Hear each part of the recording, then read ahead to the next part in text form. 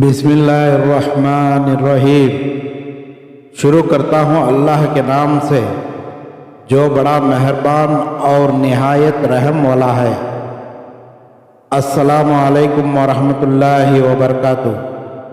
کے real voice کے معزز خواتین و حضرات، حضرت علی رضی اللہ عنہ نے اپنی گمشدہ زرہ ایک یہودی کے پاس دیکھی اور کہا کہ یہ میری ہے، فلاں دن گم ہو گئی تھی۔ یہودی نے امیر المومنین سیدنا علی رضی اللہ عنہ کا دعویٰ درست ماننے سے انکار کرتے ہوئے کہا کہ اس کا فیصلہ عدالت کرے گی۔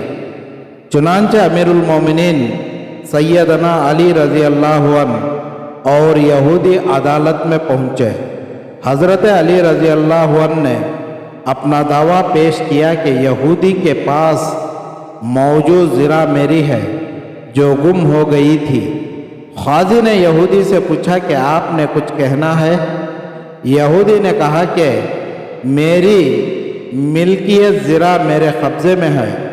قاضی نے زرہ دیکھی اور یوں گویا ہوئے اللہ کی قسم، اے امیر المومنین، آپ کا دعویٰ بظاہر بالکل سچ ہے، یہ زرہ آپ ہی کی ہوگی، لیکن قانون کے تقاضوں کو پورا کرنا آپ پر واجب ہے۔ قانون کے مطابق آپ گواہ پیش کریں۔ سیدنا علی رضی اللہ عنہ نے بطور گواہ اپنے غلام خنبر اور دو بیٹوں حضرت حسن اور حضرت حسین رضی اللہ عنہ کو عدالت میں پیش کیا۔ انہوں نے آپ کے حق میں گواہی دی۔ قاضی نے کہا کہ میں آپ کے غلام کی گواہی تو قبول کرتا ہوں، مگر آپ کے حق میں آپ کے بیٹوں کی گواہی ناقابل قبول ہے، یہ گواہ اور لائیے۔ حضرت علی رضی اللہ عنہ نے کہا کہ میں نے عمر بن خطاب رضی اللہ عنہ کو رسول اللہ صلی اللہ علیہ وسلم کی یہ حدیث بیان کرتے ہوئے سنا ہے کہ حسن و حسین شباب اہل جنت کے سرداران ہیں۔